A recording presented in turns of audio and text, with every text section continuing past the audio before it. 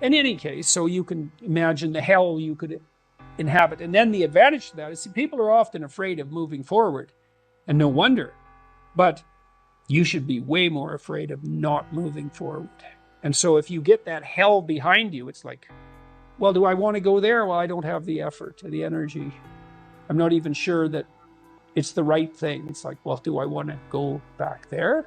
It's like, no, definitely not that. And if you don't feel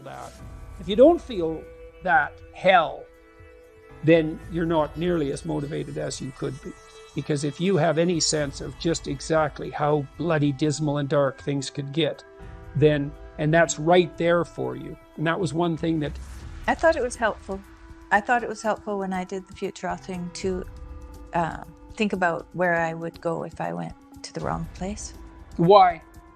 Well, it's just good to know how you will fall apart.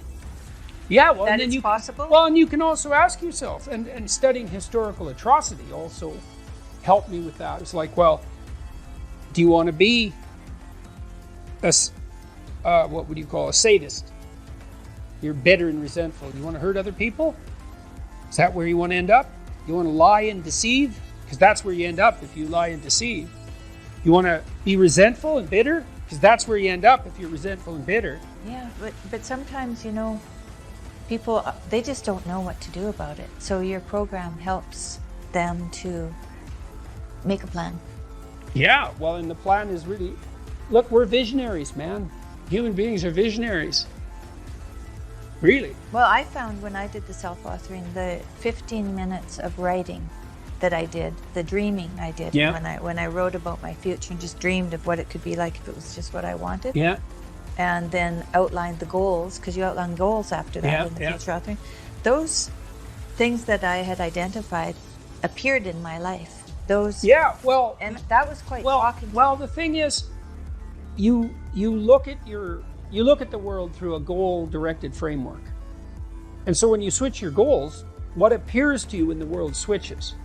It's mystical in a sense, but in another sense, it's just understandable. It's like, well, if I look that way, I see the TV and the couch. And if I look this way, I see you in the chair. Well, that's not that mysterious. But what I've done is I've changed the reality that manifests itself to me just by changing the direction of my orientation. Well, we do that metaphysically as well.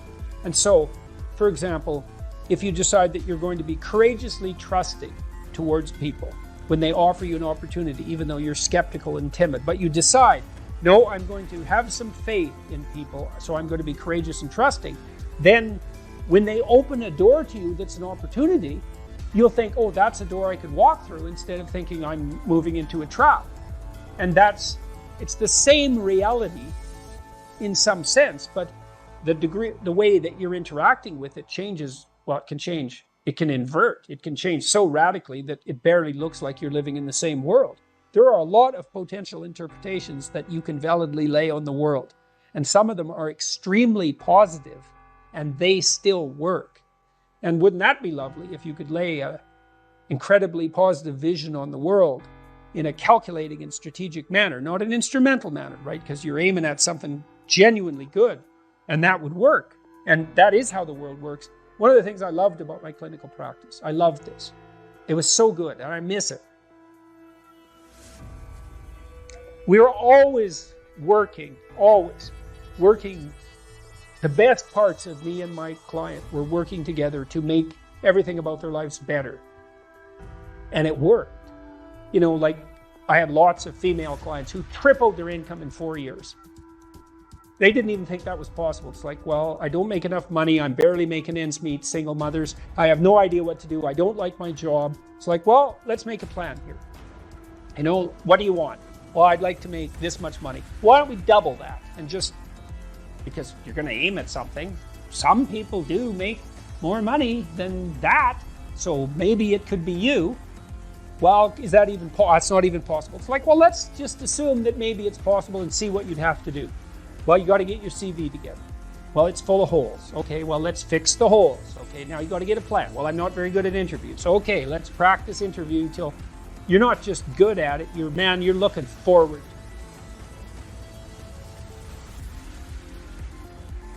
I had clients who were in such dire situations that all I could do was really help buffer them against that. But they were a minority. I wouldn't say more than 5% of my practice fell into that category. Everyone else, it was like just rapid improvement on all fronts, and that's such fun. And there isn't anything more practical. This is the thing too. There is nothing more practical than developing a vision. It's not some pie in the sky exercise. It's without a vision, you're chaotic and fragmented and hopeless and disappointed, and someone can stop you just by putting up a single obstacle. You're a house divided amongst itself. You have no forward movement. You're not enthusiastic, and that's to be filled with the Spirit of God, by the way. And your life is a sequence of disappointments and frustrations and tragedies, and you're a leaf blowing in the wind. And that is not what you're called to be. That's not what you're called to be. You're called to be a visionary constructor of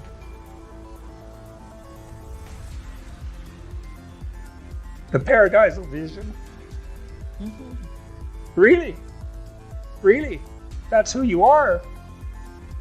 Terrible as that is to apprehend. And so, well, what do we have to lose? We already will lose everything we have to lose. Yeah. Right? We're all in this game, man. So there's, whether you want it to be this way or not, you are betting everything on your life. We should make a very clear distinction here that often when people are embittered and resentful and feel like they're victims, it's because really awful things have happened to them. Now, not always, but often. And so then the question is, well, if you're in a situation and something really awful is happened to you or has happened to you, then, well, why shouldn't you feel like a victim? And is there a better alternative? And part of what you were trying to lay out in this part of the book is what those better alternatives are. So part of looking for that hero is to find out from someone else's example. In your case, it was your mother, but these other sources that you described of people who were in a sort of hell in an undeniable sense, but who chose in a very real way to make it as good as it could possibly be given the circumstances. And so they had to turn to sources of power, let's say, and strength and fortitude and resilience that weren't in some sense obviously associated with the catastrophe. I mean, in your mother's case, it's a pretty tragic situation. She's a young mother, she has young kids, now she has breast cancer, and she fights a losing battle over a period of 5 years. That's pretty bad. And then you have to ask yourself, given that that's obviously pretty bad, how is it even possible that someone could handle that with not only grace and courage, but the kind of grace and courage that leaves their children with an immovable sense of the ability to prevail in the face of the deepest adversity. I mean, that's really something. You said here, thousands have come before you and they did just fine. So quit your complaining. And it's not because you have nothing to complain about. That's not the case. It's that that's not the right approach. The fact is, and this is such an optimistic fact, as well as a judgment in some sense, the fact is that if someone else can do it, so can you. And that's something, right? If you're reading about the great heroes in history, people who are in these terrible situations, and you see someone rise to the occasion, and then you can say, well, that was a person who did that, and I'm a person, and so maybe I have that capacity too, even though I don't know how to approach it. And then some of the rest of your book, much of the rest of your book, I would say in some sense is a guide to help people figure out how they could approach that. One of the things you point out first is, well, notice who you admire.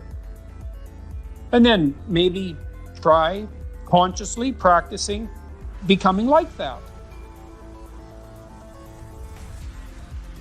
It's known from multiple dimensions simultaneously that the system that produces happiness, let's say in the founder's sense, produces that emotion in relationship to the observation of movement towards a valued goal.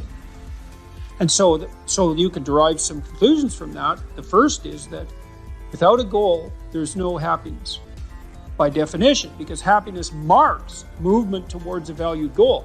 The next is, well, the higher the goal, the more value there is in the observation of movement towards it. And so out of that, you might ask, well, then what's the highest goal? Because why don't we go for that? Well, then you could say, well, you should do your best for the best. You might say, well, that's just to make me hedonically happy. It's like, well, wait a second, cocaine will work for that because it actually even activates this system. But what about tomorrow and next week and next month? And so the problem with hedonism as a goal is, first of all, it vanishes when you're suffering. But even failing that, if you're serving yourself hedonically in the narrow sense, it's just about me and my pleasure. It's like, okay, which you? Today's you, tomorrow's you, next week's you, next month's you. What about next year, 5 years from now, 10 years from now? You're going to lead a hedonic and dissolute life, and what are you going to be, a burnt out shell and a wreck? A dismal wreck in 10 years, because that's what'll happen. And so if you don't construe yourself as a community stretched out across time, then you're not even serving yourself. And if you do construe yourself as a community stretched across time, then serving other people and serving yourself turn out to be exactly the same thing. I just did a course on the Sermon on the Mount, and Christ, in one of the sections of that sermon, he says to people that you shouldn't lose your saltiness. You shouldn't lose your savor. And you're the salt of the earth. And without that salt, everything loses its flavor. And salt is a preservative and it's a spice. And that's often conceptualized, that phrase, as referring to the salt of the earth. The solid, reliable types who bear all burdens. But that is not what it means. I looked at a lot of different translations. I talked to a lot of people about that verse. And really what it means is, well, there should be some spiciness and unpredictability and humor about you. And there should be some play in the system, right? Because that's what stops you from just being the narrow, dead, past letter of the law with no spirit. There should be some snake inside the tree, right? There should be some fire inside the bush. Those are all ways of construing that are symbolically equivalent. There should be some dynamism in you, and a fair bit of that's associated with, well, enthusiasm. That's fun, but enthusiasm means to be imbued with the Spirit of God. That's why people like comedians so much too, because that's what they do. And so you have to leaven the duty with humor. And your book does a lovely job of that too, because your book, which is a very conservative book in the best possible way, and is a call to duty and responsibility, but you constantly return to themes of both stoicism and humor, which are tied together in some sense. I was just in Newfoundland for the last week doing a documentary there, and Newfoundland's a rough rock, and it's beautiful and harsh, and the people there are tough and resilient, man, because they had to be. And Newfies have a great sense of humor, and they're always making fun, and that's a necessary leaven, right? That ability to deal with serious matters with a light touch. And it's something I'm trying to learn to do more and more, even in the most serious of conversations, because if you're a master, you've got both. You've got that light touch and that sense of humor. You really see that in military people who've been through rough situations.